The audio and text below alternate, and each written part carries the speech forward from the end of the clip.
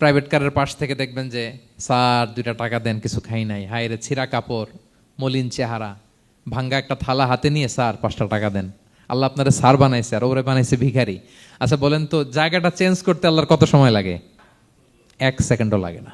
So ও আম্মা সাইলা ফালা তানহার, ফরিয়াদিকে ধমক দিয়ে তাড়িয়ে দিও না, খবরদার। ওকে আল্লাহ ফরিয়াদি বানিয়ে পরীক্ষা করছে, আর তোমাকে আল্লাহ সম্পদশালী বানিয়ে পরীক্ষা করছে। আসসালামু আলাইকুম ওয়া রাহমাতুল্লাহি ওয়া বারাকাতুহু। নাহমাদুহু ওয়া নুসাল্লি আলা রাসূলিহিল কারীম, আম্মা বা'দু, ফাআউযু বিল্লাহি মিনাশ শাইতানির রাজীম। বিসমিল্লাহির রাহমানির রাহিম। ওয়াদ-দুহা ওয়াল-লাইলি ইযা সাজা মা ওয়াদ্দা'আকা রাব্বুকা ওয়া মা ক্বালা ওয়ালাল আখিরাতু খায়রুল লাকা মিনাল উলা। সাদাকাল্লাহুল আযীম।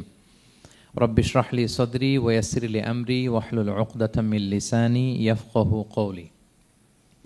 আল্লাহ রাব্বুল ইজ্জা ওয়াল জালালের দরবারে শুকরিয়া জ্ঞাপন করছি যে আল্লাহ তাআলা আমাদেরকে পবিত্র মাহে রমাদানে এসে পৌঁছার সুযোগ করে দিয়েছেন এবং আজকের ইফতার পূর্ববর্তী রমাদান অ্যান্ড কোরআন রিফ্লেকশন প্রোগ্রামে উপস্থিত হওয়ার সুযোগ করে দিয়েছেন। আমরা সবাই পড়ছি কালিমাতুশ শুকর, আলহামদুলিল্লাহ। আল্লাহর শুকরিয়া জ্ঞাপনের পাশাপাশি আমি আজকের প্রোগ্রামের অর্গানাইজার বাংলাদেশ মুসলিম কমিউনিটি মালয়েশিয়াকে ধন্যবাদ জানাতে চাই, এরকম চমৎকার একটি রমাদানুল মুবারকে কোরআনিক একটি প্রোগ্রামের আয়োজন করবার জন্য। আমরা দোয়া করছি আল্লাহ তাআলা যেন এই কমিউনিটিকে ইসলামের জন্য কবুল করে এবং আমাদের যে ভাইরা নিরলস পরিশ্রম করে এই প্রোগ্রামগুলো আয়োজন করছে, আল্লাহ তাআলা এই পরিশ্রম, এই ডেডিকেশন, এফোর্ট যেন তাদের নাজাতের ওসিলা বানায়। সম্মানিত শুধু আমরা সবাই জানি এই মাসটির এত বরকতের কারণ হচ্ছে এটি কোরআন নাজিলের মাস। শাহরু রমাদান আল্লাযী উনজিলা ফীহিল কুরআন হুদাল লিন-নাস ওয়া বাইয়িনাতিম মিনাল হুদা ওয়াল ফুরকান। রমাদান এমন মাস যে মাসে আল্লাহ তাআলা কোরআন নাজিল করেছে। তো বেসিক্যালি এই মাসের মূল মর্যাদা কোরআনের কারণে। সাইয়েদনা জিবরিল আলাইহিস সালাম কোরআন নিয়ে এসেছেন, উনি শ্রেষ্ঠ ফেরেশতা হয়েছেন। আল্লাহর হাবিব সাল্লাল্লাহু আলাইহি ওয়াসাল্লামের উপর কোরআন নাজিল হয়েছে, ফলে উনি শ্রেষ্ঠ নবী হয়েছেন। রমাদানে কোরআন নাজিল হয়েছে, ফলে রমাদান শ্রেষ্ঠ মাস হয়েছে। কদরের রাতে কোরআন নাজিল হয়েছে, ফলে কদর শ্রেষ্ঠ রাত হয়েছে। আমরাও যারা কোরআনের সাথে সুসম্পর্ক গড়ে তুলব, কোরআনের সাথে অ্যাটাচমেন্ট বাড়াবো, আমাদেরকেও শ্রেষ্ঠত্বের মর্যাদায় আল্লাহ তাআলা আসীন করবেন ইনশাআল্লাহ বিইذنিল্লাহ।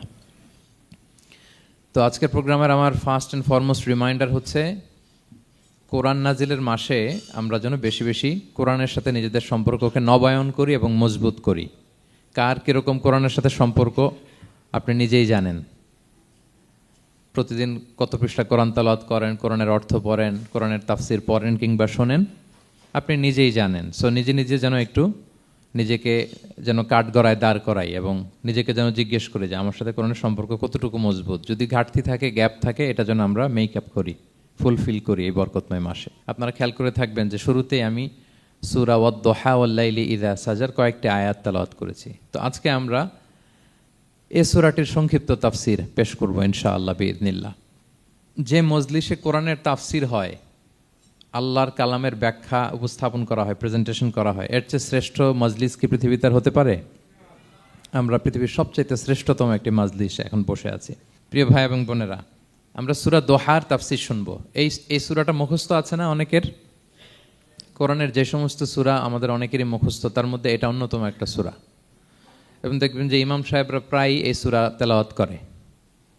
যে সমস্ত সূরা দিয়ে প্রায় নামাজ পড়া হয়, এর মধ্যে অন্যতম একটা সূরা হচ্ছে সূরাতুদ দোহা।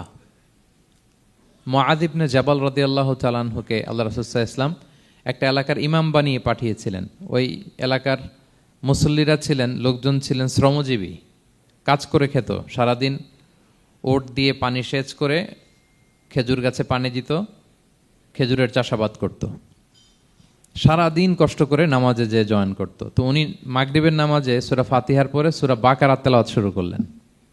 সূরা বাকারা কোরআনের সবচেয়ে ছোট সূরা না? 286টা আয়াত, মানে সবচেয়ে বড় সূরা। তো মাগরিবের সালাত উনি যখন এত লম্বা তেলাওয়াত ধরলেন, মুসল্লিরা আর ইমাম সাহেবের সাথে থাকতে পারতেছে না। কারণ ওনারা তো, ইমাম সাহেবের হয়তো মন ফুরফুরে, উনি পড়তেছেন মনের আনন্দে দরাজ গলায়, কিন্তু মুসল্লিদের তো অবস্থা খারাপ। সারাদিন ওনারা খেতে খামারে কাজ করে আসছে, নামাজ ছেড়ে দিয়ে অনেকে চলে গেছে। একা একা নামাজ পড়ে যে আল্লাহ রাসূল সাল্লাল্লাহু আলাইহি ওয়াসাল্লামের কাছে যে বিচার দিল যে ইয়া রাসূলুল্লাহ, দেখেন এমন একজন ইমাম আপনি অ্যাসাইন করেছেন আমাদের এলাকায়, মাগরিবের নামাজে উনি সূরা বাকারা পড়ে, আর আমরা হচ্ছে শ্রমজীবী। রাসূল সাল্লাল্লাহু আলাইহি ওয়াসাল্লাম খুব রেগে গেলেন, মুআয ইবনে জাবালকে ডেকে বললেন, হে মুআয, আফাত্তানুন আন্ত, তুমি কি সমাজে ফিতনা ছড়াচ্ছ? তুমি জানো না এরা কারা? তোমার কি সূরা ওয়াদ-দুহা ওয়াল-লাইলি ইযা সাজা মুখস্থ নাই?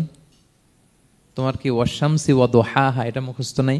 তোমার কি সাব্বিহ ইসমা রাব্বিকাল আ'লা এই সূরাগুলো তোমার জানা নাই? উনি বললেন জানা আছে। তো এগুলো রেখে দিয়ে মাগরিবের নামাজে কেন সূরা বাকারা ধরলা? তোমার মুসল্লিরা তো শ্রমজীবী মুসল্লি। যখন ইমামের দায়িত্ব হচ্ছে পেছনে কারা আছে এটা খেয়াল করা। অনেক সময় ইমাম সাহেব আল্লাহু আকবার বলে যে নামাজ ধরছে, কি হচ্ছে পেছনে আর খোঁজ খবর নাই। আল্লাহর হাবিব সাল্লাল্লাহু আলাইহি ওয়াসাল্লাম কিন্তু এমন ইমাম ছিলেন না, উনি অত্যন্ত বিবেকবোধ সম্পন্ন একজন ইমাম ছিলেন। একবার পেছনে এক বাচ্চার কান্না শুনে উনি নামাজ ছোট করে দিয়েছেন। সবাই বললেন, ইয়া রাসূলুল্লাহ, এত ছোট নামাজ তো কখনো পড়তে দেখি না। তখন রাসূল সাল্লাল্লাহু আলাইহি ওয়াসাল্লাম বললেন, একটা ছোট বাচ্চার কান্নার আওয়াজ আমার কানে এসেছে, আমার মনে হচ্ছে বাচ্চাটাকে সামলাতে নারীদের কাতারে একটা মায়ের খুব কষ্ট হচ্ছে, এজন্য নামাজটা আমি খাটো করে দিয়েছি। দেখেন কি চিন্তা চেতনা, পিছনে কি হচ্ছে সব রাসূল সাল্লাল্লাহু আলাইহি ওয়াসাল্লাম এটা খেয়াল করতেন। তো এই সূরার একটা ফজিলত আপনি জানলেন যে রাসূল সাল্লাল্লাহু আলাইহি ওয়াসাল্লাম সূরা ওয়াদ-দুহা ওয়াল-লাইলি ইযা সাজা এটা তেলাওয়াত করতে বলেছিলেন মুআয ইবনে জাবাল রাদিয়াল্লাহু তাআলা আনহুকে।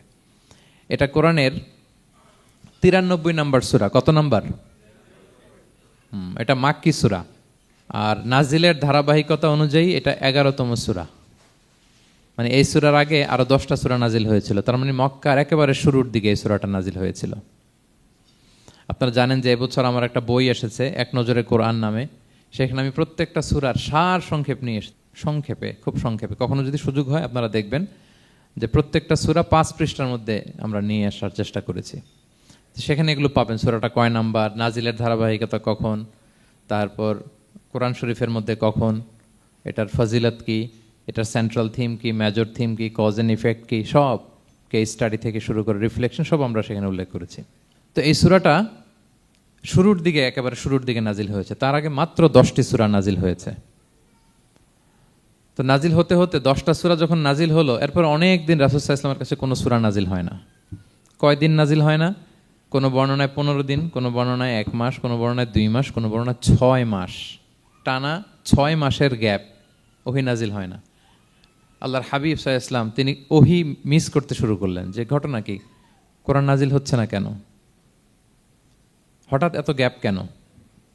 ওনার মাথায় কয়েকটা জিনিস ঘুরপাক খেলো। একটা ঘুরপাক খেলো যে আমার কোনো কাজে আল্লাহ আবার অসন্তুষ্ট হলো নাকি, অথবা আমি কোরআনের আয়াত এই বাণীগুলো পৌঁছে দেওয়ার ক্ষেত্রে আমার কোনো গাফলতি হয়ে গেল নাকি, সামহাও কি আল্লাহর সাথে আমার কানেকশন এটা কি লুজ হয়ে যাচ্ছে, আমি কি কোনোভাবে আল্লাহ থেকে দূরে সরে পড়তেছি। রাসূল সাল্লাল্লাহু আলাইহি ওয়াসাল্লাম টেনশনে পড়ে গেলেন, চিন্তায় পড়ে গেলেন, কি রে ওহী আসে না কেন, আসে না কেন, আসে না কেন।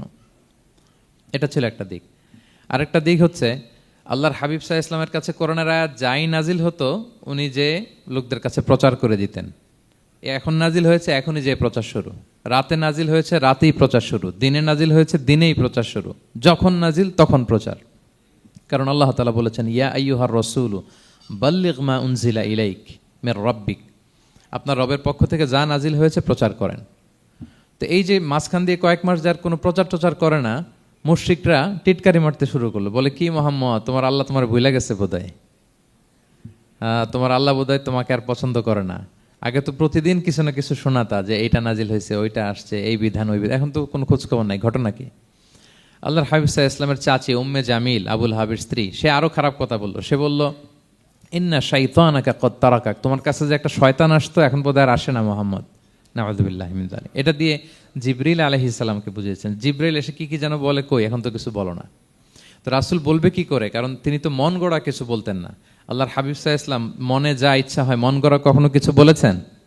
আওয়াজ করে বলেন, মন গড়া বলতেন তিনি? ওমা ইয়ান্তিকু আনিল হাওয়া ইন হুয়া ইল্লা ওয়াহয়ুন ইউহা, আল্লাহর ওহী আসলে সেটা শোনাতেন। তো ওহীও আসে না, উনি শোনাতেও পারে না, ওহীও নাই, উনি শোনাতেও পারে না। এই যে একটা কষ্টকর মুহূর্ত রাসূল সাল্লাল্লাহু আলাইহি ওয়াসাল্লামের, কিরে মাসের পর মাস চলে গেল ওহী আসতেছে না কেন, আমার কি কোনো ভুল হচ্ছে নাকি, আল্লাহকে আমাকে অপছন্দ করলেন? রাসূল সাল্লাল্লাহু আলাইহি ওয়াসাল্লাম যখন এরকম দুশ্চিন্তিত, পেরেশান, অ্যাংজাইটিতে পড়ে গেলেন, ভারাক্রান্ত, ঠিক তখন রাসূল সাল্লাল্লাহু আলাইহি ওয়াসাল্লামকে সান্ত্বনা দেওয়ার জন্য এই সূরাটা আল্লাহ নাজিল করেছেন। সান্ত্বনা দেওয়ার জন্য এই সূরাটা বেশ আশা জাগানিয়া সূরা, মোটিভেশনাল সূরা, ইন্সপিরেশনাল সূরা। আপনার মন খারাপ হলে আপনি এই সূরাটা পড়বেন, এই সূরাটা, এবং এটার পরে আরেকটা সূরা আছে, সূরাতু আলাম নাশরাহ, আপনার মন ভালো হয়ে যাবে। এটাকে দি অ্যান্টি ডিপ্রেসেন্ট সূরা বলে, মানে ডিপ্রেশন কাটায় ফেলে। আমাদের এরকম অনেক সময় হয় না যে হতাশ, দেয়ালে পিঠ ঠেকে গেছে, কোনো বের হওয়ার রাস্তা নাই, কই যাব, কোথাও সফলতা নাই, সবাই আমাকে ভুল বুঝতেছে, এরকম মাঝে মাঝে হয় না আমাদের? আমাদের সবার লাইফে আপস অ্যান্ড ডাউনস আছে। আপনি যখন ভারাক্রান্ত হবেন, কষ্টে থাকবেন, এই সূরাটা পড়বেন, দেখবেন যে আপনার ডিপ্রেশন দূর হয়ে গেছে। তো আল্লাহর হাবিব সাল্লাল্লাহু আলাইহি ওয়াসাল্লাম যখন এরকম ভারাক্রান্ত ছিলেন, চিন্তিত ছিলেন, তখন আল্লাহর হাবিব সাল্লাল্লাহু আলাইহি ওয়াসাল্লামকে চিন্তামুক্ত করবার জন্য আল্লাহ তাআলা এই চমৎকার সূরাটি নাজিল করেছেন। আল্লাহ নাজিল করলেন, আউযু বিল্লাহি মিনাশ শাইতানির রাজিম, বিসমিল্লাহির রহমানির রহিম, ওয়াদ-দুহা ওয়াল-লাইলি ইযা সাজা মা ওয়াদ্দাআকা রাব্বুকা ওয়া মা ক্বালা ওয়ালাল আখিরাতু খায়রুল লাকা মিনাল উলা ওয়ালা সাউফা ইউতিকা রাব্বুকা ফাতারদা। আল্লাহ তাআলা বললেন ওয়াদ-দুহা, আলোর শপথ। আমি একবার সরল বঙ্গানুবাদ করি, তারপরে আমি তাফসিরে ঢুকছি। ওয়াদ-দুহা, আলোর শপথ। ওয়াল-লাইলি ইযা সাজা, রাতের শপথ, যখন রাত নিঝুম নিস্তব্ধ হয়। মা ওয়াদ্দাআকা রাব্বুকা ওয়া মা ক্বালা, নবী হে, আপনার রব আপনার উপর অসন্তুষ্টও হয় নাই, আপনাকে ছেড়েও যায় নাই, আপনার রব আপনার সাথেই আছে। আলহামদুলিল্লাহ। ফিল করবেন যে আল্লাহ আমার সাথে আছে।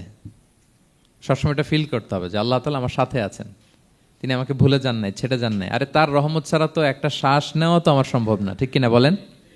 আল্লাহর রহমত ছাড়া একটি সেকেন্ড এই পৃথিবীতে সার্ভাইভ করা কি আমাদের পক্ষে সম্ভব না। ওয়ালাল আখিরাতু খায়রুল লাকা মিনাল উলা, নবী হে, আপনার পরবর্তী সময় পূর্ববর্তী সময়ের চেয়ে অনেক ভালো হবে ইনশাআল্লাহ। মানে good days are coming in your life, ভালো সময় আসতেছে। ওয়ালা সাউফা ইউতিকা রাব্বুকা ফাতারদা, আর আপনার রব আপনাকে এত দিবেন আপনি খুশি হয়ে যাবেন। আপনার রব আপনাকে এত দিবেন আপনি নিয়ে কুলাতে পারবেন না। আলাম ইয়াজিদিকা ইয়াতীমান ফাআওয়া, নবী আপনি কি ইয়াতীম ছিলেন না? তিনি কি আপনাকে আশ্রয় দেননি? ওয়া ওয়াজাদাকা দাল্লান ফাহাদা, আপনি পথ খুঁজতেছিলেন, আল্লাহ আপনাকে পথ দেখিয়েছেন। ওয়া ওয়াজাদাকা আইলান ফাআগনা, আপনি নিঃস্ব রিক্ত হস্ত ছিলেন, আল্লাহ তাআলা আপনাকে ধনী বানিয়েছেন। ফাআম্মাল ইয়াতীমা ফালা তাকহার, খবরদার এতিমের সাথে কখনো কঠোর হবেন না। ওয়া আম্মা সাইলা ফালা তানহার, ফরিয়াদি যে সোয়াল করে হাত পাতে তাকে ধমক দিয়ে তাড়িয়ে দিবেন না। ওয়া আম্মা বিনি'মাতি রাব্বিকা ফাহাদ্দিস, আর আপনার রবের যে নেয়ামত আপনার প্রতি, এটার বর্ণনা করুন। সুবহানাল্লাহ। এ হচ্ছে সরল অনুবাদ সূরাতুদ দুহার। এবার আসুন আমরা এটার তাফসিরে ঢুকি। আল্লাহ তাআলা প্রথমে দুইটা শপথ করলেন, কসম করলেন, দুইটা ওথ। আমরা যদি সংক্ষেপে ভাগ করি তাহলে 11 আয়াত বিশিষ্ট এই সূরাতে প্রথম 2 আয়াতে দুইটা শপথ আছে, তারপরের 3টা আয়াতে রাসূল সাল্লাল্লাহু আলাইহি ওয়াসাল্লামকে 3টা কনফার্মেশন দেওয়া হয়েছে, সুসংবাদ দেওয়া হয়েছে। এরপরের 3টা আয়াতে আল্লাহর হাবিব সাল্লাল্লাহু আলাইহি ওয়াসাল্লামের অতীতে আল্লাহ কি নেয়ামত দিয়েছেন সেটার একটা রিমাইন্ডার দেওয়া হয়েছে। আর সবশেষে 3টা ওয়ার্ক প্ল্যান দেওয়া হয়েছে, কর্মসূচি, সেগমেন্ট। আপনি এক নজরে কোরআন এগুলো পাবেন, এরকম সেগমেন্ট আকারে আমরা ভাগ করেছি। আই রিপিট, আমি আবারও বলছি, সূরা দোহার 11 আয়াত বিশিষ্ট এই সূরার প্রথম 2 আয়াতে 2টি শপথ, তারপরের 3 আয়াতে 3টি সুসংবাদ, তারপরের 3 আয়াতে অতীতে যে রাসূলকে নেয়ামত দেওয়া হয়েছিল সেটা স্মরণ করিয়ে দেওয়া, আর শেষ 3 আয়াতে 3টা ওয়ার্ক প্ল্যান, কর্মসূচি, রাসূল সাল্লাল্লাহু আলাইহি ওয়াসাল্লাম কি করবেন। ক্লিয়ার হয়ে গেছে না সূরাটা? আসুন এবার তাফসিরে ঢুকি। আল্লাহ তাআলা বললেন ওয়াদ-দুহা, নবী আলোর শপথ। আলো, দোহা মানে আলো। আমার সাথে আওয়াজ করে বলুন, দোহা মানে কি? আলো, সকালের আলো, প্রভাতের সূর্য কিরণ। দিনের প্রথম অংশে একটা সানশাইন থাকে না, খুব চমৎকার লাগে 9টা 10টার দিকে, হ্যাঁ, সানশাইন। এই সকালের এই সানশাইনটাকে আরবিতে বলে দোহা। এই জন্য এই সময় আল্লাহর হাবিব সাল্লাল্লাহু আলাইহি ওয়াসাল্লাম নামাজ পড়তেন, এটাকে বলে সলাতুদ দোহা, মানে দোহার নামাজ। এটাকে বলে সলাতুদ দোহা, দোহার নামাজ। তো দেখেন রাসূল সাল্লাল্লাহু আলাইহি ওয়াসাল্লামের মন ভালো করবার জন্য প্রথমে আল্লাহর ওয়ার্ডিংটা দেখেন, আল্লাহ তাআলা কেমন চমৎকার শব্দ চয়েস করেন। প্রথমে আল্লাহ বললেন আলো। আলো বললেই তো মনটা ভালো হয়ে যায়, কি বলেন? এই আলো মানে আশার আলো, সম্ভাবনার আলো, প্রশান্তির আলো। ওয়াদ-দুহা, আলোর শপথ। মানে নবী আপনি হতাশ হবেন না, হাল ছাড়বেন না, ভরসা রাখুন। আপনি ঘর থেকে বের হন, দেখুন কি চমৎকার আলো। It's a beautiful day out there, জান, হোয়াট এ নাইস সানশাইন। কি চমৎকার উজ্জ্বল প্রভাতের সূর্য কিরণ, এত চমৎকার জলজলে সানশাইনিং এনভায়রনমেন্টে আপনার মন খারাপ হয় কি করে? ওয়াদ-দুহা, দোহার শপথ মানে প্রভাতের সূর্য কিরণের শপথ। আবার বললেন ওয়াল-লাইলি ইযা সাজা, রাতের শপথ, যখন সে রাত নিঝুম হয়, গভীর হয়, নিস্তব্ধ হয়, দুইটা শপথ, আলোর শপথ আর রাতের অন্ধকারের শপথ। আলোর শপথ বলে বেসিকলি আল্লাহ তাআলা ওহির আগমনকে বুঝিয়েছেন, আর রাতের শপথ বলে আল্লাহ তাআলা বেসিকলি ওহির অনুপস্থিতিকে বুঝিয়েছেন। মানে রাত দিন দুইটাই যেমনি লাগে, আল্লাহ তাআলা বোঝাতে চাইলেন নবী আপনি টেনশন করবেন না, আমি উইথ ইউ, আমি আপনার সাথে আছি। ওহি আসা না আসা দুইটাই গুরুত্বপূর্ণ।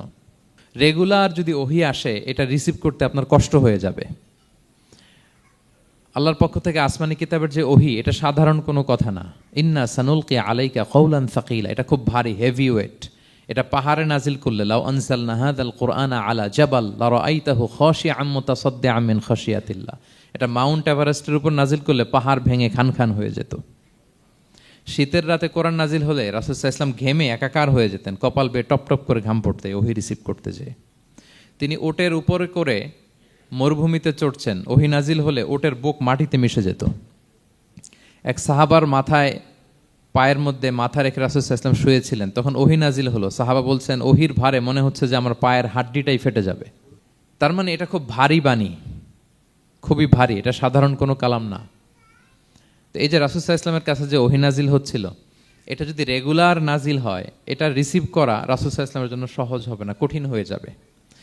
রেগুলার ওহি নাজিল হলে এটার যে পাওয়ার, প্রেশার, রাসূল সাল্লাল্লাহু আলাইহি ওয়াসাল্লামের স্নায়ু এটা বরদাস্ত করতে পারবে না। তো আল্লাহ বোঝাতে চাইলেন নবী, আমি কাফির রাজা বলে আপনাকে আমি ভুলে গেছি, কখনো না, নেভার এভার। বরং আপনার যাতে একটু রেস্ট হয়, আরাম হয়, আপনাকে একটু কমফোর্ট দেওয়ার জন্য আমি সাময়িকভাবে ইচ্ছে করে ওহিটা বন্ধ রেখেছি। সুবহানাল্লাহ পড়বেন না? আপনার যাতে একটু কমফোর্ট হয়, আপনার যেন একটু আরাম হয়, ওহি রিসিভ করে করে যেন আপনি অভ্যস্ত হতে পারেন, এজন্য আমি ইচ্ছা করে আপনাকে একটু আরাম দেওয়ার জন্য ওহি বন্ধ রেখেছি। সারাদিন যদি, মানে দিনের 24 ঘন্টায় যদি সূর্য থাকে, ভাল লাগবে? আচ্ছা বলেন, 6 মাস টানা সূর্য ভাল লাগবে আপনার? রোদের গরমে আমরা অস্থির হয়ে যাব। তো 12 ঘন্টা সূর্যের আলোর পরে যেমনি রাতের দরকার আছে, আল্লাহ বোঝাতে চাইলেন ওহি নাজিল হওয়ার পাশাপাশি মাঝে মাঝে ওহি ব্রেক দেওয়ার দরকার আছে, ওহি বন্ধ থাকার দরকার আছে। ফলে আপনি হ্যাবিচুয়েটেড হবেন, ওহি রিসিভ করা না করা এটা আপনার জন্য ইজি হয়ে যাবে। যখন আপনি, আপনার জন্য ওকে হয়ে যাবে, তখন আমি লাগাতার ওহি নাজিল করব। তাহলে ওরা যে বলে আমি আপনাকে ভুলে গিয়েছি, না, আমি আপনাকে ভুলি নাই, বরং আপনার আরামের জন্য খানিকটা সময় আপনাকে বিশ্রামের সুযোগ করে দেওয়ার জন্য আমি আল্লাহ ওহি বন্ধ রেখেছি। সুবহানাল্লাহ। তার মানে আল্লাহ তাআলা নবীকে ভুলেন নাই বা নবী সাল্লাল্লাহু আলাইহি ওয়াসাল্লামের উপর অসন্তুষ্ট হন নাই, ইচ্ছে করে আল্লাহ তাআলা কিছুদিন ওহি বন্ধ রেখেছেন। প্রতিদিন সূর্য থাকলে যেমনি ভাল লাগে না, মানে 24 ঘন্টা, এজন্য 12 ঘন্টা সূর্য দিয়ে আল্লাহ 12 ঘন্টা রাত দিয়েছেন, আমাদের আরামের, বিশ্রামের, ঘুমের আয়োজন করেছেন। ঠিক তেমনি রেগুলার ওহি রিসিভ করলে রাসূল সাল্লাল্লাহু আলাইহি ওয়াসাল্লামের জন্য কষ্ট হয়ে যাবে, এজন্য ইচ্ছে করে আল্লাহ গ্যাপ দিয়েছেন। আল্লাহর হাবিব সাল্লাল্লাহু আলাইহি ওয়াসাল্লামের উপর আল্লাহ অসন্তুষ্ট হননি। এটাই আল্লাহ তাআলা বললেন যে ওয়াদ-দুহা ওয়াল-লাইলি ইযা সাজা, প্রভাতের সূর্য কিরণের শপথ, রাতের নিঝুম নিস্তব্ধ পরিবেশের শপথ। মা ওয়াদ্দাআকা রাব্বুকা ওয়া মা ক্বালা, আপনার রব আপনারে ভুলেও যায় নাই, আপনারে ছেড়েও যায় নাই, আপনার উপর নাখোশও হয় নাই। সুবহানাল্লাহ। আপনার রব আপনার সাথেই আছে, এটা সবসময় ফিল করবেন যে আমার রব আমার সাথে আছে। এটা ফিল করলে আপনার মধ্যে যে সাহস আসবে, আপনি কল্পনাই করতে পারবেন না যে এত এনার্জি আপনার ভিতরে আসলো কি করে। আপনারা খেয়াল করেছেন, বছর খানিক আগে ভারতবর্ষের আমাদের এক বোনের সামনে কিছু সন্ত্রাসী, ওরা জয় শ্রীরাম জয় শ্রীরাম বলতেছিল, মনে আছে? কিন্তু আমার ওই বোন মুস্কান কি বলছিল বলেন তো? তার এক আল্লাহু আকবারে from north to south, from east to west, the entire globe প্রকম্পিত হয়েছে। আমরা সবাই পড়েছি আল্লাহু আকবার, সবাই আমরা কি পড়েছি? আল্লাহু আকবার। কারণ সে ফিল করেছে যে আল্লাহ আমার সাথে আছে। মনকে তুমি বুঝিয়ে বলো আল্লাহ আছেন আমার সাথে, এটা ফিল করতে হবে।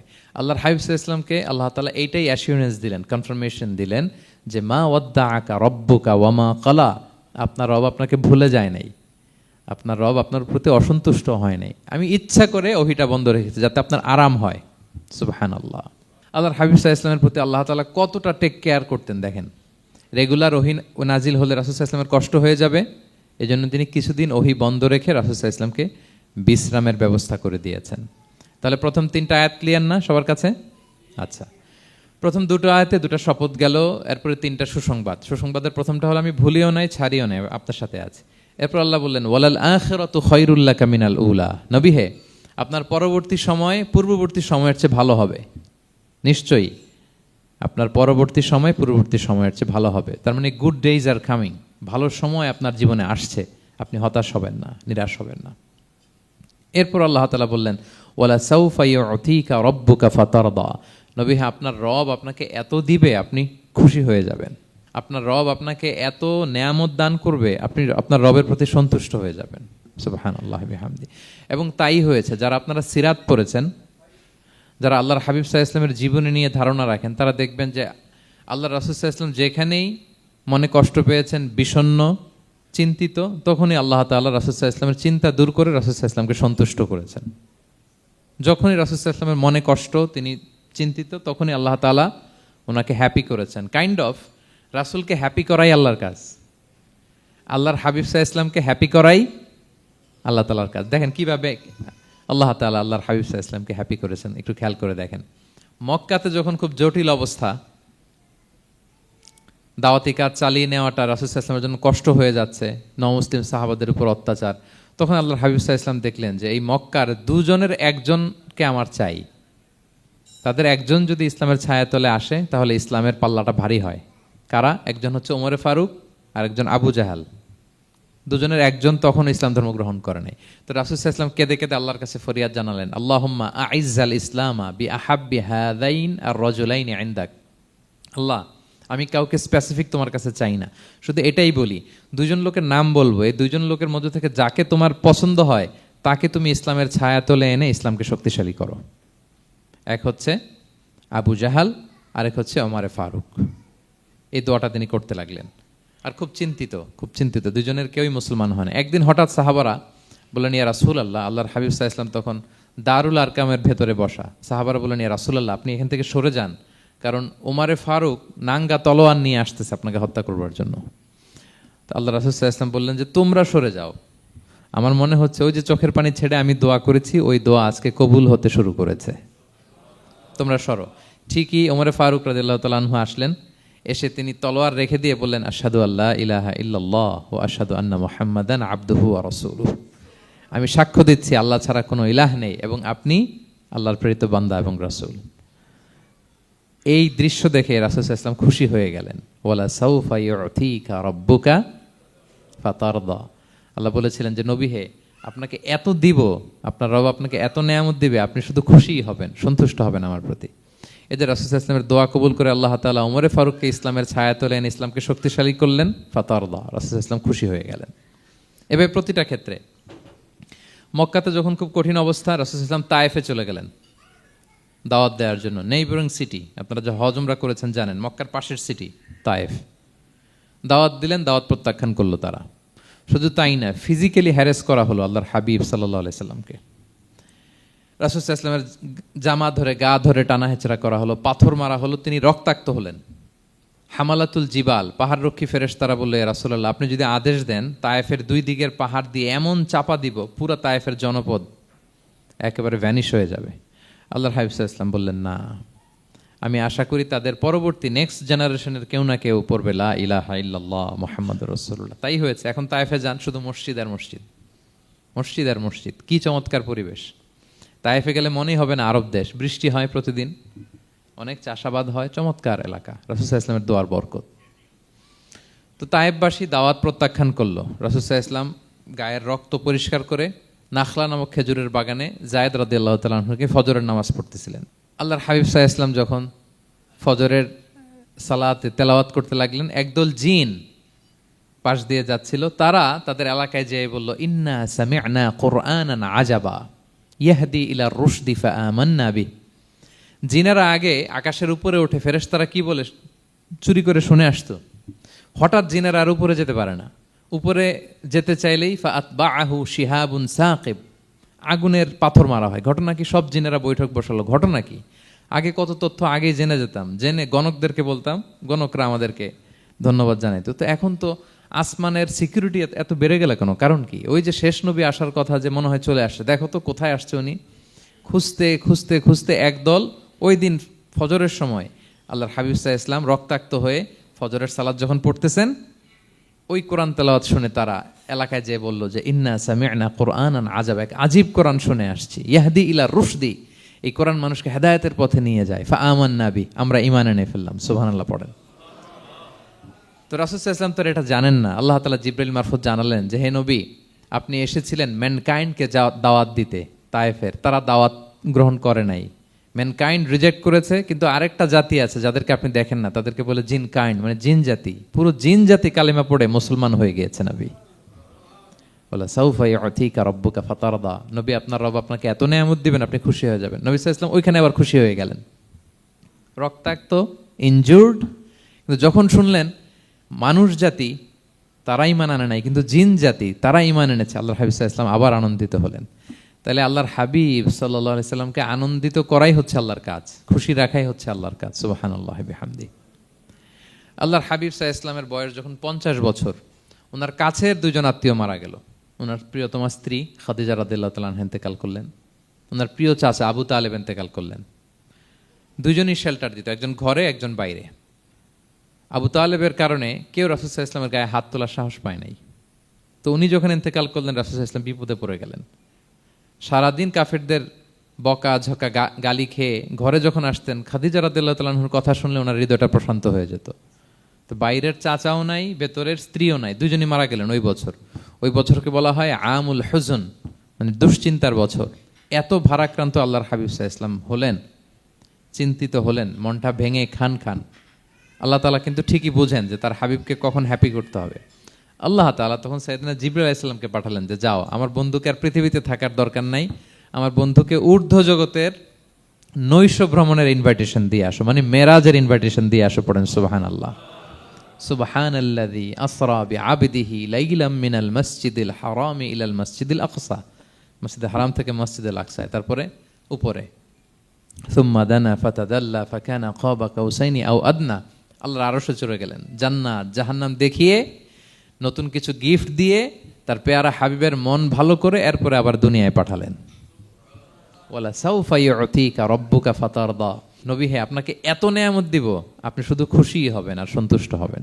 সুবহানাল্লাহ। এবার বুঝতে পারতেছেন কিভাবে আল্লাহর হাবিবকে আল্লাহ তাআলা খুশি করেছেন। মক্কায় আর থাকতে পারতেছেন না, এমন অবস্থা যে কোনো সময় আল্লাহর হাবিব সাল্লাল্লাহু আলাইহি ওয়াসাল্লামকে হত্যা করা হবে। আল্লাহ তাআলা আল্লাহর হাবিবের জন্য নতুন জায়গার ব্যবস্থা করে দিলেন, তওবা কিংবা তাইবা, যেটাকে আমরা মদিনা বলি। তিনি মদিনায় গেলেন, আবার রাসূল সাল্লাল্লাহু আলাইহি ওয়াসাল্লামের হৃদয় প্রশান্ত হলো। কিন্তু মদিনায় যে তিনি কাবাকে মিস করতে আরম্ভ করলেন। আল্লাহর হাবিব সাল্লাল্লাহু আলাইহি ওয়াসাল্লাম নবী হওয়ার পরে টানা 14 বছর কিবলা ছিল কিন্তু বাইতুল মাকদিস।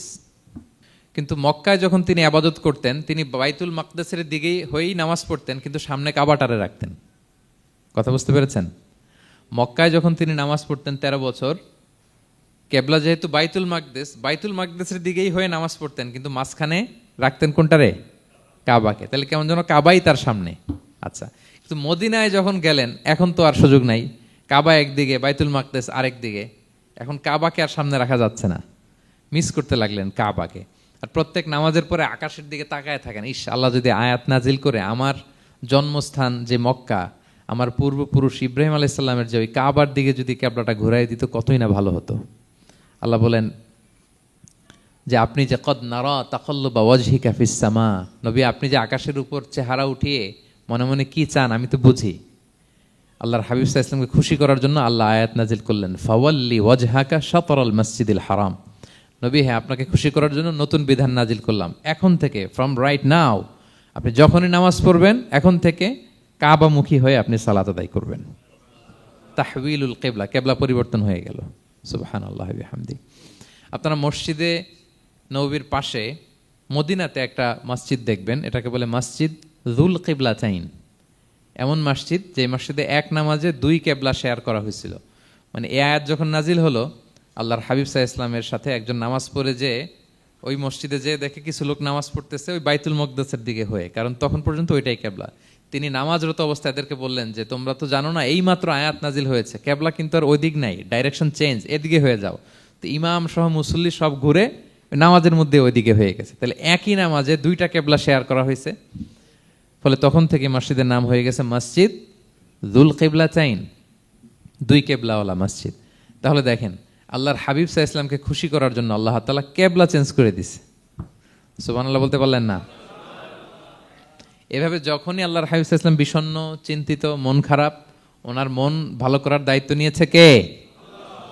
জিব্রাইল এসে শোনাতে লাগলো আগের জামানায় কেউ 500 বছর 700 বছর হায়াত পেয়েছে। বনি ইসরাইলের অনেক মুজাহিদ 1000 বছর জেহাদ করেছে। কয় হাজার বছর জেহাদি করছে? 1000 বছর। আমরা হায়াত পাই কয় বছর? আমাদের হায়াত কয় বছর অন অ্যান অ্যাভারেজ? 60-70। আল্লাহর হাবিব সাল্লাল্লাহু আলাইহি ওয়াসাল্লাম এটাই বলেছেন যে আমার উম্মতি মা বাইনা 60 ইলা 70, আমাদের গড় আয়ু 60 থেকে 70। ওয়া আকাল্লুহুম মা ইয়াজুজু যালিক, আর সামান্য অল্প সংখ্যকই মানুষ এটাকে ক্রস করতে পারে। এই কথা শুনে যে আগের উম্মত 1000 বছর জেহাদ করছে, এটা শুনে রাসূল সাল্লাল্লাহু আলাইহি ওয়াসাল্লাম আবার কাঁদতে আরম্ভ করলেন, হায় রে আমার গুনাহগার উম্মতের কি হবে? আমার উম্মত তো 60-70ই শেষ, আমার উম্মতের কি হবে? আবার চিন্তিত, আবার কান্নাকাটি। তখন আল্লাহ তাআলা নাজিল করলেন, ইন্না আনজালনাহু ফি লাইলাতিল কদর ওমা আদরাকা মা লাইলাতুল কদর লাইলাতুল কদরি খায়রুম মিন আলফি শাহর। নবী আপনি কাঁদবেন না, ওদেরকে হায়াত দিছি বেশি, কদর দেই নাই। আপনার উম্মতকে হায়াত কম দিছি, কিন্তু আপনার উম্মতের জন্য আমি লাইলাতুল কদর রেখে দিয়েছি। এক কদরের রাতে আবাদত করলে খায়রুম মিন আলফি শাহর, 1000 মাস আবাদত করলে যে পরিমাণ সওয়াব, অতটুকু না, খায়ের এর চেয়ে বেশি সওয়াব আল্লাহ তাআলা আপনার উম্মতের আমলনামায় দিয়ে দিবেন। আবার আল্লাহর হাবিব সাল্লাল্লাহু আলাইহি ওয়াসাল্লাম মন ভালো হয়ে গেল। ওয়ালা সাউফা ইউতিকা রাব্বুকা, সবাই বলেন ওয়ালা সাউফা ইউতিকা রাব্বুকা ফাতারদা। নবী হে এত দিব, আপনি শুধু হ্যাপি হবেন, হ্যাপি। এরপরে বদরের যুদ্ধে বিজয় দান করলেন, মক্কা বিজয় দান করলেন, তাবুক যুদ্ধে বিজয় দান করলেন। সব শেষে জান্নাতে ওনার জন্য স্পেশাল একটা জায়গা থাকবে, ওই জায়গায় কেউ বসতে পারবে না। জায়গাটার নাম মাকামে মাহমুদ। ওয়া মিনাল লাইলি ফাতাহাজ্জাদ বিহি নাফিলাতাল লাকা আসা আন ইয়াবআসাকা রাব্বুকা মাকামাম মাহমুদা। ওই মাকামে মাহমুদের সিংহাসনে আল্লাহর হাবিব সাল্লাল্লাহু আলাইহি ওয়াসাল্লাম বসবেন, ওনার জন্য স্পেশাল, খাস, কেউ এখানে বসতে পারবে না। তার মানে হ্যাপি শুধু দুনিয়াতেই করবে না আল্লাহ তাআলা, আল্লাহর হাবিবকে আখিরাতেও করবে। আল্লাহর হাবিব সাল্লাল্লাহু আলাইহি ওয়াসাল্লামকে কাউসার দেয়া হবে, ইন্না আতাইনা কাল কাউসার। হে নবী আপনাকে কাউসার দিয়েছি, এমন হাউজে কাউসার যে হাউজে কাউসারের সামনে পান পেয়ালা, যেটা দিয়ে পানি নিয়ে আপনি উম্মতকে খাওয়াবেন, এটার সংখ্যা আকাশের তারা যত বেশি তার চেয়েও বেশি। হাউজে কাউসারের পানি এটা দুধের চেয়েও সাদা, বরফের চেয়েও ঠান্ডা, মধুর চেয়েও মিষ্টি। এক ঢোক যে খাবে চিরকালের জন্য তার গলা থেকে তৃষ্ণা মিটে যাবে। He will never ever be thirsty again. একবার খাইছে তো শেষ। পেতে চান সেটা আল্লাহর হাবিবের কাছ থেকে? আমরা পেতে চাই কি চাই না বলেন? ইন্না আতাইনা কাল কাউসার। নবী আপনাকে আমি কাউসার দিয়েছি। সব শেষে আল্লাহর হাবিব সাল্লাল্লাহু আলাইহি ওয়াসাল্লাম সুপারিশ করার অনুমতি পাবেন, যেদিন কেউ সুপারিশ করতে পারবে না। সবাই বলবে নফসি নফসি নফসি নফসি, থার থার করে কাঁপবে। এক একজন নবী, ইব্রাহিম আলাইহিস সালাম, ঈসা আলাইহিস সালাম, মূসা আলাইহিস সালাম, থার থার করে কাঁপবে। আর আল্লাহর হাবিব সাল্লাল্লাহু আলাইহি ওয়াসাল্লাম ওই মাকামে মাহমুদে সিংহাসন ফেলে দিয়ে সেজদায় শুধু কাঁদতে থাকবে, আর সেজদার মধ্যে বলবে উম্মতি উম্মতি উম্মতি উম্মতি। হে আল্লাহ আপনি আমার গুনাহগার উম্মতকে বাঁচান, আল্লাহ আপনি আমার গুনাহগার উম্মতকে বাঁচান, আল্লাহ আপনি আমার গুনাহগার উম্মতকে বাঁচান।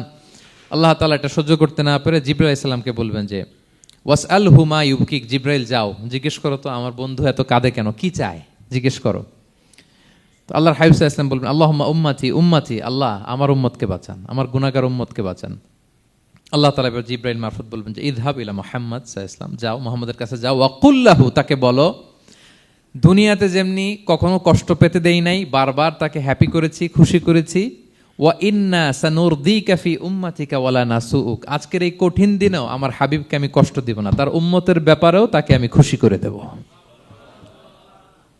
তার গুনাহগার উম্মতের ব্যাপারেও আজকে মুহাম্মদ সাল্লাল্লাহু আলাইহি ওয়াসাল্লামকে আমি খুশি করে দেব। আল্লাহর হাবিব সাল্লাল্লাহু আলাইহি ওয়াসাল্লাম তখন সুপারিশ শুরু করবেন। আল্লাহু আকবার, আল্লাহু আকবার। ওয়ালা সাউফা ইউতিকা রাব্বুকা ফাতারদা। নবী হে আপনাকে এত নেয়ামত দিব আপনি নিয়ে কুলাতে পারবেন না। সব শেষে এই গুনাহগার উম্মতকে সুপারিশ করে জাহান্নাম থেকে নাম কাটিয়ে সবাইকে নিয়ে তিনি একটা ফ্ল্যাগ হাতে নিয়ে তিনি জান্নাতের দিকে ছুটবেন। ওই ফ্ল্যাগের মধ্যে লেখা থাকবে আলহামদু। কি লেখা থাকবে? মানে প্রশংসা, প্রশংসার পতাকা। নিজেও তো প্রশংসিত। মুহাম্মদ মানে কি জানেন? মুহাম্মদ মানে কি? প্রশংসিত। এই কারণে মুহাম্মদ সাল্লাল্লাহু আলাইহি ওয়াসাল্লামকে মক্কার লোকেরা গালি দিয়েও শান্তি পেত না। মানে যদি বলি এই প্রশংসিত লোকটা খারাপ, কথাটা হইল? প্রথমে আগে বলা লাগে কি? প্রশংসিত। মুহাম্মদ মানে কি? তো এই জন্য মক্কার লোকেরা রাসূল সাল্লাল্লাহু আলাইহি ওয়াসাল্লামকে মুহাম্মদ না বলে ডাকতো মুদাম্মাম, মানে নিন্দিত। তো মুদাম্মাম তো রাসূলের নাম না, রাসূল সাল্লাল্লাহু আলাইহি ওয়াসাল্লামের নাম কি? মুহাম্মদ, প্রশংসিত। এই জন্য গালি দিয়েও তারা মজা করতে পারতো না, সুবিধা করতে পারতো না। গালি দিলেও আগে প্রশংসা করে নেওয়া লাগতো। প্রথমে বলতো মুহাম্মদ পাগল, এরকম বলতো নাউযুবিল্লাহ, তার মানে প্রশংসিত লোকটা পাগল হইলো, এটা গালি হয়েছে?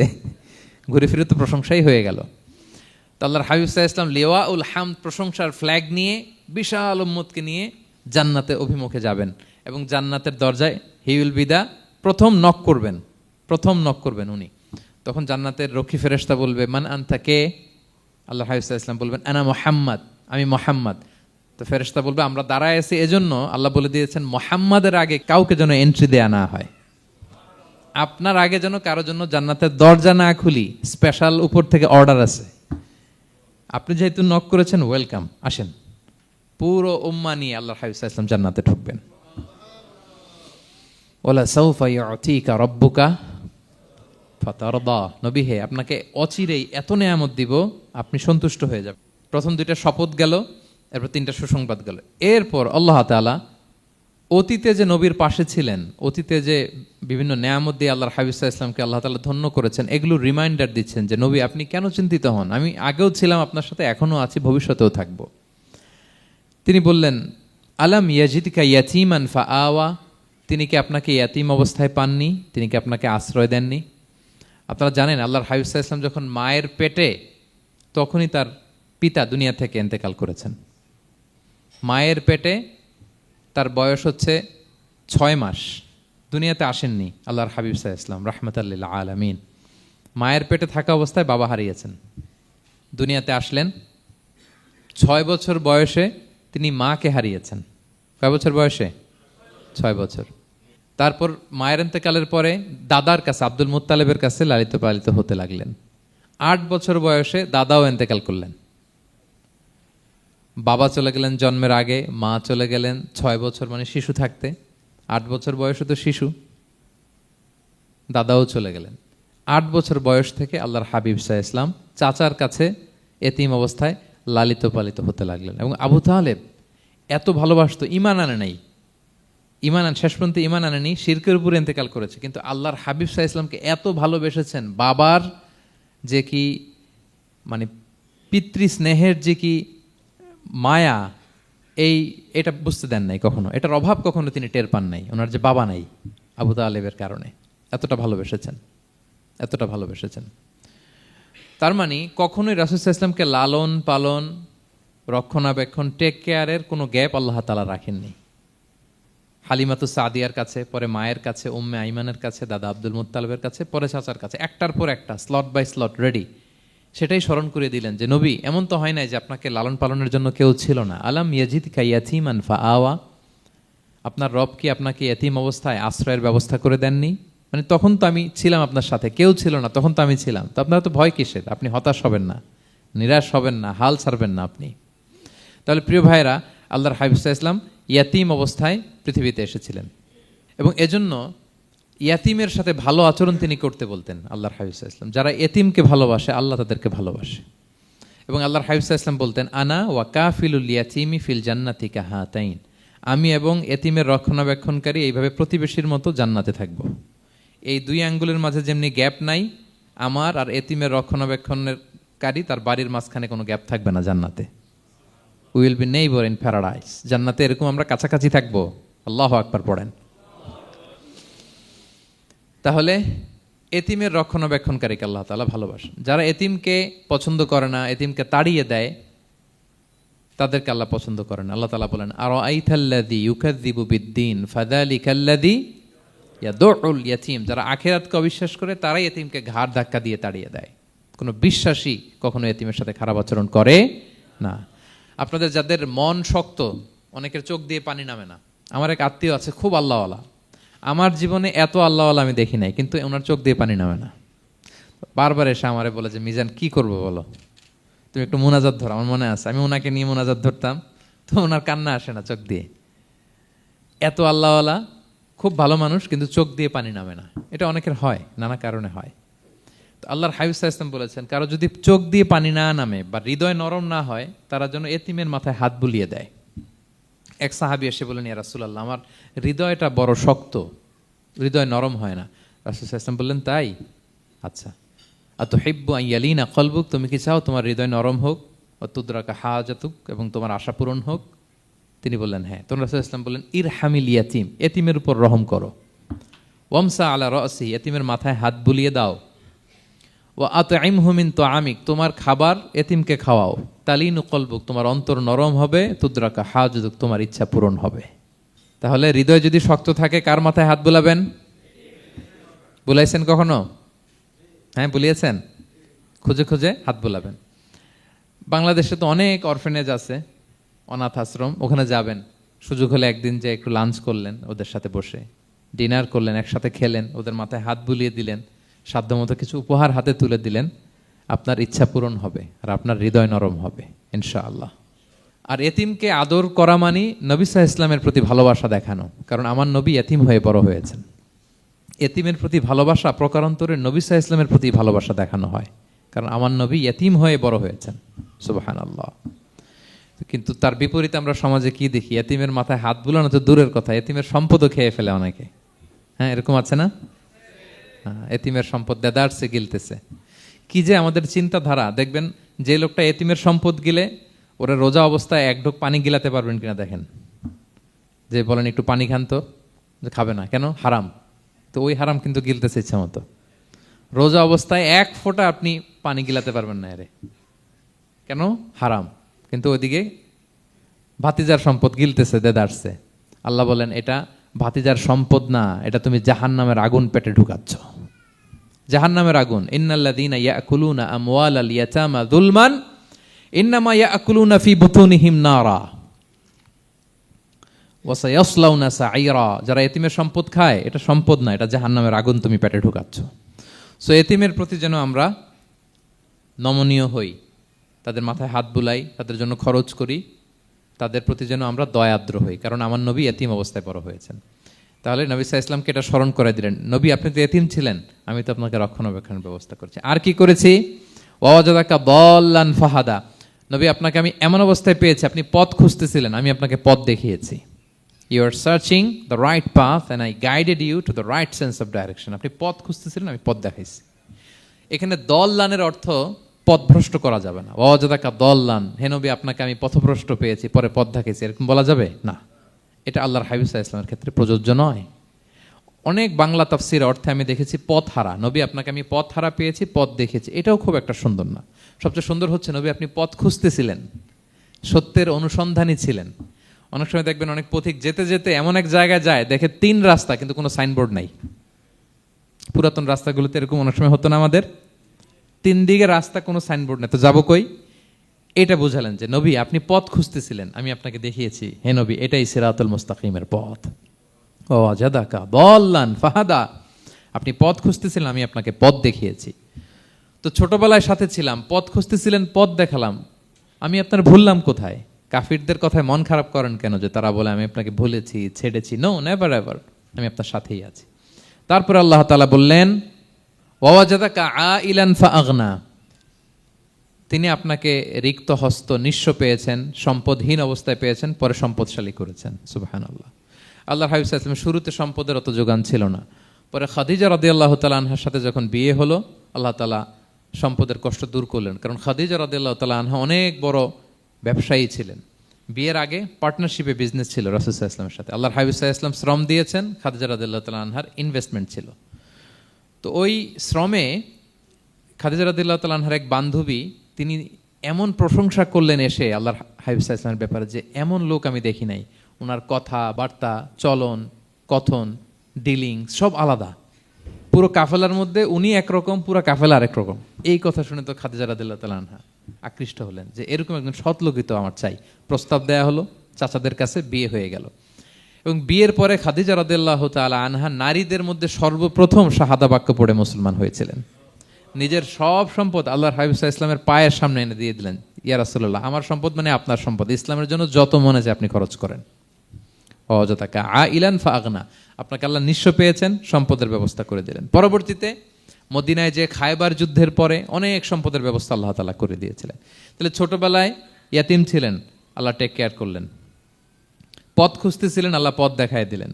আর্থিক সমস্যা ছিল, এটাও আল্লাহ দূর করে দিলেন। এবার আল্লাহ তাআলা বিষ্ণু ঈসা ইসলামকে 3টা ওয়ার্ক প্ল্যান দিবেন, কর্মসূচি।